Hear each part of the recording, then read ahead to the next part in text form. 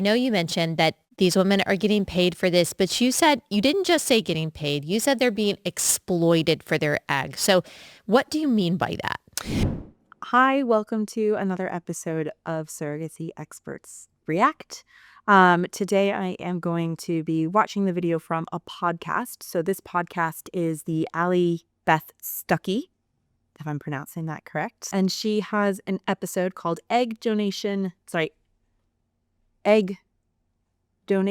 Centers Are Lying to College Girls and Military Wives, and her guest is Callie Fell. Again, apologies, I'm not pronouncing that correctly, who is the executive director of the Center of Bioethic and Culture Network.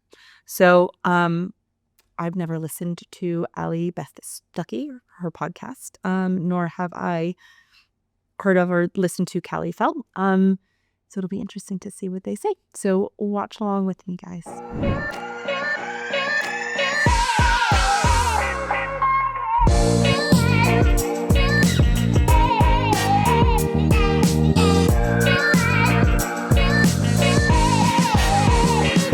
That it really is a misnomer.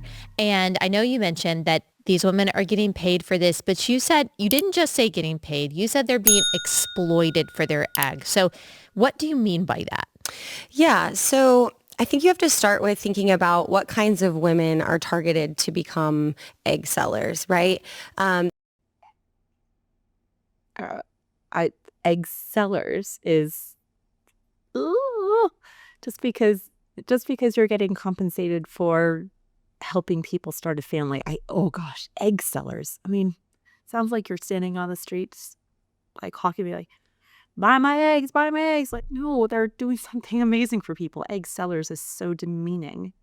These are women who are young, typically between 20 and 30, because those are our fertile years. That's when we're healthiest. Our eggs are healthiest. Our egg quality and quantity are the best. That is true. And we think about if we were in the market for something, wouldn't we want a specific type of, we want the best product, and we might want a specific type of that. And so young women, where you might find these women who might need money, college campuses, for example, who might be taking on college debt or have other things going on, are advertised to as a way of making extra money. And these advertisements are really slick. Some of them include, that I've seen in the past, probably not now, but free tanning sessions, pay for spring break. And they offer actually large amounts of money for their eggs. And then... So I have not seen any of those adverts that say pay for tanning sessions, pay for spring break. However, people do have to pay for college. So that, I have never seen, and I have worked in surrogacy and egg donation for, 5 years now. I've never seen any advertisements that say, here's a free tanning session if you are going to be an egg donor. Not saying that they don't exist. I'm just saying that I've never seen them, and I would very much doubt a reputable egg donation agency would utilize that advertising tactic, but I don't know. These women, often too, the advertisements will list a higher amount than what they're often given, because a woman might answer an advertisement and say, oh, I saw an advertisement for X amount, but then she might find out that she's not quite what they're looking for. Perhaps she's not an MIT grad, or perhaps she's not studying, she doesn't know a foreign language, or she doesn't have a certain pedigree. So then, but she's already in the clinic doors and is intrigued. And ultimately, too, these women, not just egg sellers, but women who go on to become surrogate mothers, I'm also going to stop her there. It irks me to no degree when people refer to surrogate mothers. They are surrogates. They are gestational carriers. I'm not dismissing what they do at all. My surrogate, helped me have my family. She is an angel on earth. But she was the first to say, I am not the mother. I'm the babysitter. When she gave birth to my son, she actually wore a t-shirt to deliver him that says, I am not the mama. And she would be the first when somebody either called her the mother or the surrogate mother, she'd say, nope, that's the mama, and point to me. I'm the babysitter. So that I think that the way that we talk about both egg donors and surrogates and the words that we use to to describe them and to call them and to give them a title, really, I think is really important and gives them their due, but also makes that relationship clear. And so, yeah, I'm not a fan of surrogate mothers. Sorry, not a fan of the phrase or title surrogate mothers. You have a good place in their heart. They want to help a family in need. A woman thinks, I don't need my eggs right now. Of course I would want to help a family have a baby, of course. And so their altruistic intentions are exploited. And then you incentivize on top of that with Money. funds, to get out of debt, to pay for college. One woman I talked to, interviewed, for her, it was to help her mother pay rent. Wow. And so it just sounds like, it sounds like the song Fancy by Reba McEntire. I mean, she's talking about being a young prostitute because her mom is sending her out to like help pay their bills. This is not sex, but it is selling your body for money, Right. sometimes for desperation. Right. Now, this is I have a lot of particular bugbears. I think that there is a place for compensation in egg donation and surrogacy. As this guest, Kelly Fell, already said, most women who go into egg donation do have an altruistic intention. I don't think that offering compensation is exploitative. I think, if anybody has gone through IVF, it is a huge deal, right? You are going to lots of fertility clinic appointments. You are doing, injecting yourself with a huge amount of hormones. You are going through an egg retrieval. It shouldn't be painful, if you go to a really good clinic. But it is a lot. It's a burden. And so I personally think that, these women who have decided to be egg donors, they should, I think it's fair and right that they receive something for their time and effort. And also, it really also irks me when people say, well, women are selling their bodies, whether it's prostitutes or egg donors or surrogates. That's not what we're doing. We are offering a part of ourselves, but nobody ever says that when a man is a sperm donor, he's selling his body. Nobody ever talks about NFL players who put their physical health on the line, and half of them have concussions. They're selling their bodies effectively for our entertainment and viewing pleasure as athletes and sportsmen, and they're getting paid hundreds of thousands, if not millions of dollars. Nobody ever complains that these men are putting themselves, that they're selling their bodies. But for those of us who sit at desk jobs, we're sitting there and we hunch over. Are we not in some ways selling our body and our back health for a job? I mean, that's like taking it to, that's like a facetious comment. And I do think that we need to be very careful because compensation can leak over into exploitation. I don't think what these women are talking about is exploitation, but I do, again, I think when we talk about women selling their bodies, it can become a very misogynistic thing because it's usually only targeted at women. And when men are providing sperm as sperm donors or in other areas of life are using their bodies as part of their jobs, we don't have that same reaction. So. And not just your body. You're not just putting your health at risk, but you are in essence. And egg donors should not be putting their health at risk. If they're going to a reputable clinic, they're not putting their health at risk. They are not jeopardizing their own future fertility. They're getting tested. And in many cases, a lot of the women who go in to be egg donors, this is the first time they are ever having their fertility tested. And it might be that actually it's discovered that they have low AMH, like low ovarian reserves. They might not have known that they have this. And actually by putting themselves forward to be an egg donor, they might be actually protecting their future fertility by having those fertility tests that they might not have been able to or even thought about having otherwise. As an egg seller, sperm seller, you are giving away your future child. That is genetically, Yes. that is, You are not giving away your future child. You are helping another person have a child by using your DNA. Now, this gets into a whole nature versus nurture argument. But ultimately, if you think that you are giving away your child, adoption, which is also what a lot of proponents who are against egg donation or surrogacy scream about, they say, why don't you just adopt a child? That is also giving away a biological child that you might have actually carried. But I will say, if you think that you are giving your child away, then perhaps egg donation is not the right choice for you. But that doesn't mean that it shouldn't be the right choice for somebody else. And it's all about having those choices. And what's the right choice for somebody, it might not be the right choice for you. And that's okay. This is a very personal decision. So once again, if you feel that you are giving away your child as an egg or a sperm donor, you don't have to be an egg or a sperm donor. And that's okay. your genetic material that will make a future child. Yes. And I think that young women don't always think that through. Yeah.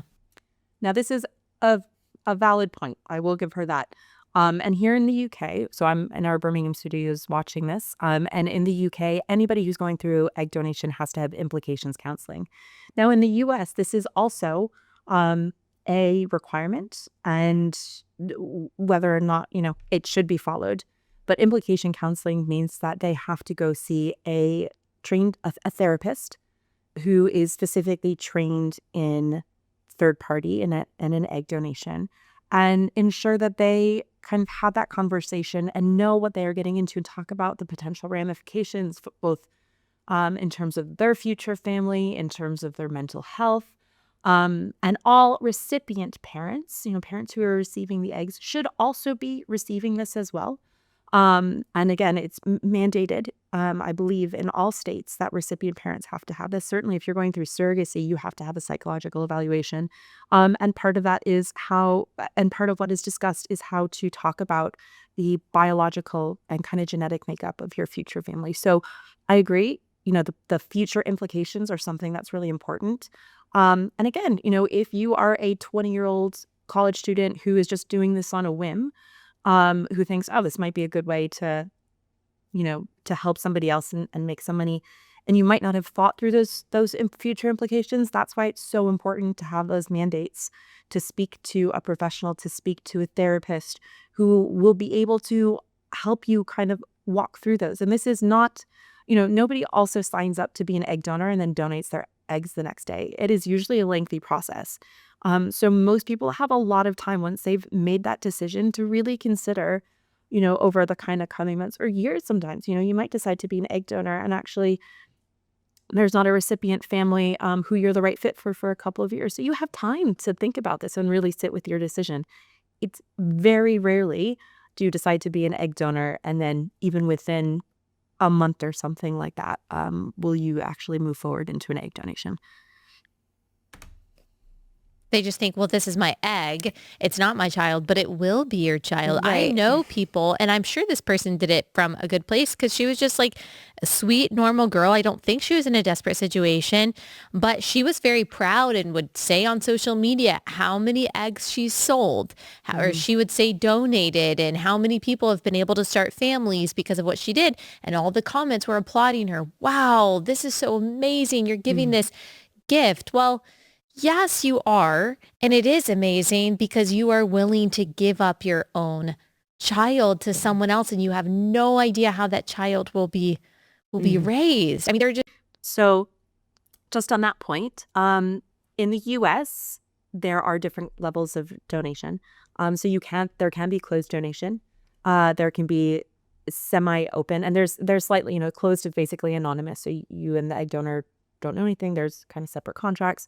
There is open, or known donors. Some places refer to them, where it might be a family friend. It may not be a family friend, but you get to know them. You can meet them. You exchange contact details. And then there's in between where you might not get to know them, but when your child reaches a certain age, they might be able to contact them. And in certain states, like in Colorado, it's mandated that when a child reaches a donor, a child who is born through donor conception reaches the age of, I believe it's 18, those records have to be made available to them. So there are some cases, and in Mexico City, where a lot of our intended parents work, legally it does have to be a closed and anonymous donation. So there are some cases where the donor might not know of the intended parents or might not know that future child, but that's not in all cases. So I just wanted to point that out. So many layers there. I think it is hard for women to realize because they are so disconnected from the father of that child and who that person will be. Mm-hmm. And a word on the advertisements too. The advertisements, in nowhere on them do they include the known risks or even the statement that we don't know what risks there are. There's no indication that what she's doing is risky. I just spoke with a woman who's actually trying to file. I'm just curious about what risks. Are these clinical risks? Are these emotional health risks? Not sure. A class action lawsuit in Canada who sold her eggs twice, and the second time was harmed physically by it, and is now speaking out and trying to get other women who have been harmed in Canada from donating their eggs. She just talks to me about how she called the clinic with complaints of shortness of breath and other side effects. And instead of talking to a doctor, she talked to a coordinator who just reassured her that that was normal. She actually never saw a physician or a provider of medical care until she was sedated on the table ready to collect her eggs. And so these advertisements, I kind of went in a circle there, but these advertisements are very flowery. They use very cunning and slick language to get women into the doors of the clinic. And once they're exploited for their eggs. They're put on high doses of hormones and medications that have long-lasting side effects. Now, I'm not a clinician, and there are risks associated with IVF, but those risks are relatively low if you work with a good clinic. That egg donor, clinical coordinators in fertility clinics are absolutely amazing. They know a huge amount, but if in doubt, that you should always be able to speak with a doctor or a trained fertility nurse. So I would hope that's an anomaly. But the risks, for like OHSS or perforation, those are known. They're rare, but they're known. Fertility clinics, again, reputable fertility clinics will do everything they can to prevent that, but those are also discussed, right? Like you'll sign consent forms. They'll discuss that with you. That should be discussed multiple times. Well, let's listen to what she has to say about hormone injections. We have a film called Exploitation that Jennifer produced for the Center for Bioethics and Culture. And it just tells the story of these women who were harmed, having stroke, ovarian hyperstimulation syndrome, losing their own fertility. And then those are just kind of immediate risks. We don't know what happens to these women long term, their fertility long term, their risk for cancer or their later. Children, by the way. So again, not a clinician, but IVF has been happening since 1984. So that's 40 years. So that's a huge wealth of clinical data and information about the medical impact, the clinical impact of hormones on the person who's taking them. So whether that is the egg donor or the future mother, whoever's providing those gametes, and as well 40 years of clinical data on the children born through IVF. So, yes, it's not hundreds of years worth of data, but actually 40 years of clinical data, longitudinal data. There's been a lot of studies about the risks, the short-term risks and the long-term risks. And I would encourage you to speak with your doctor and read some actual clinical literature if you have any concerns. Children, exactly. And so they're really exploited, and it's a certain type of woman. And MIT, I have to say, in recent years, their newspaper, The Tech, has actually called out these advertisements. And I don't believe that they're allowed to advertise in their newspaper anymore because they've called them out for what they are, which is elitist and racist and eugenic. Because people who want an egg from a woman, they want a certain type of egg. They want her to look a certain way. Mm-hmm. They want her to have a background. And I've actually seen this. It typically is. I know that gay men are not the only people that are buying eggs from women, but very often they are. And these journeys are, I would say, especially commercialized and glorified today. I see it all over social media. And unabashedly, like Shane Dawson, I think that's the YouTuber's name. He went through this with his partner, unabashedly talking about picking the egg seller from a catalog, that they wanted her to have a certain look, a certain background. There was another couple that we had. So we work with a lot of same-sex couples, or a lot of single intended parents, and a lot of different sex couples. Everybody has different qualifications, right? And I would also say, yes, there are some intended parents who want a particular look, who want a particular educational background. That's probably nothing different than what they're looking for in like a partner either. But people have all sorts of different qualifications. For some of them, yes, ethnic background is incredibly important because this is your future child, right? And so particularly I think for a lot of same-sex couples, and yes, also different sex couples, they want their future child to reflect who they are as a family. And if they are a mixed race family, if they're a Caucasian family, if they are a family from Asia, if they want whatever their kind of background makeup is, of course they would want their child to reflect that.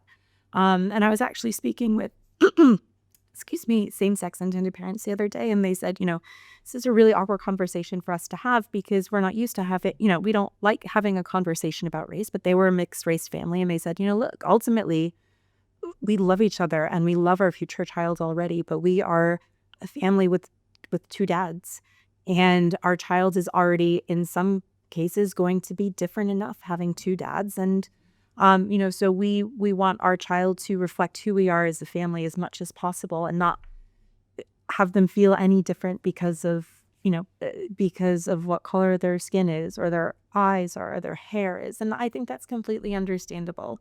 And for heterosexual couples, a lot of times they want, it's trying to get as close features to the intended mother as possible. And for a lot of people, it's who these donors are as a person. I mean, I've known so many intended parents who actually the physical characteristics don't matter at all. In some ways, they don't even need to see a photograph. But they're looking at kind of who that donor is as a person, what her hobbies are, what her interests are, why she wants to donate.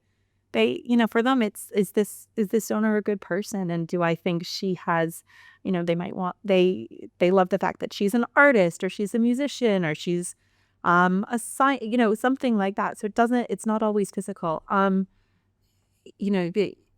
do agree that there are some donor catalogs, like very rarely in the US, which are more of a menu. And I do agree that makes me uncomfortable, because then you're just looking at pictures of women and saying, that one looks nice, I like that one. That really then kind of has to focus intended parents on the physical characteristics, when actually a donor, is the whole sum of her being. And so luckily, I think most donor agencies and most donor catalogs or databases, particularly in the US, have a lot more information on who the donor is, so that the intended parents can understand who she is a little bit better, kind of as a human rather than just a picture. Highlighted on the show maybe a year ago, who said, we wanted her to have, we wanted the baby to have like my smile, but have his eyes. And so we had to get a woman who looked like this. I mean, You're literally picking women out of a Rolodex based on these features and purchasing her DNA to create your child. And that's not even the woman that's going to be carrying the child. Right. Right. It's very much like someone had explained to me, like the apps for dating. Yeah. You're swiping through and finding the woman that you want to be the genetic mother of your child. And you're right. That's in the case of gay couples or single men, they're exploiting two women, the egg donor, egg seller, and the surrogate mother. Mm-hmm. Who are two different people. And we've talked about that before, but can you talk about why that is? Is that a legal requirement that the egg seller and the surrogate or gestator have to be different? It's not a legal requirement, but at the end of the last century, most people were pretty repulsed at the idea of surrogacy because what we were operating from was like traditional surrogacy, meaning that the woman who was carrying the child was also genetically related to the child. It was just the mom. Right. Yeah. And that got really messy, of course, right? Because women were selling their actual biological children.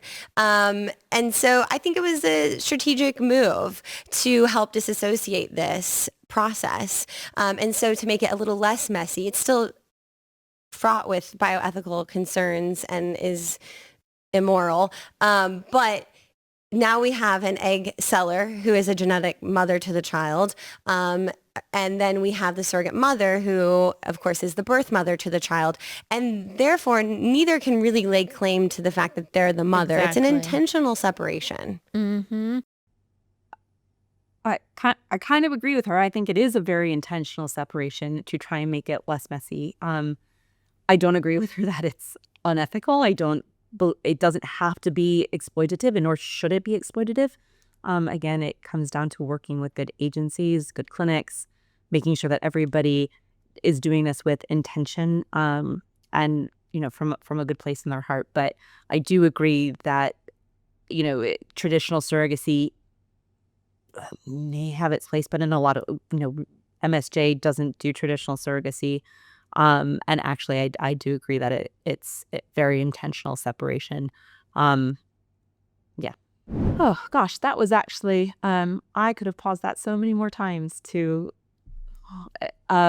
I think obviously Kelly is very passionate about this. And there were certain times when I agreed with her. I think when you strip back the humanity from the process, that's when it becomes problematic. I think that there's a lot of homophobia and misogyny underlying her concerns. And actually, when people do this with intention and with thoughtfulness, when the right support systems are in place, and actually when there's legislation to ensure that there isn't exploitation, it's a beautiful way for people to help others. And yes, get something in return. You can help others and help yourself at the same time. If you actually truly look at what altruism is, I still remember back in college, there was a class, like one of the psychology topics that we discussed was, is altruism, can altruism ever be truly altruistic? Because even if you're not getting compensation, even if there is nothing in return for you, you still get feelings of self-worth, you get, chemical boosts and all that stuff. So I do think that people who say, oh, it can't be altruistic because people are quote unquote selling and getting something in return, therefore it's just commercial and it's just selling. I don't particularly agree with that, especially if the right systems are in place to support everybody. I think for kind of going back to the beginning of the episode when they were specifically talking about women in college, they were talking about these women as if they had no agency, no choice, no future thought, that they were just doing this to get tanning credits and going to spring break parties. I think that's really dismissive of women in general. Just because these women are younger doesn't mean that they don't have choice, that they don't have agency. They can't make long-term decisions on what's right for themselves.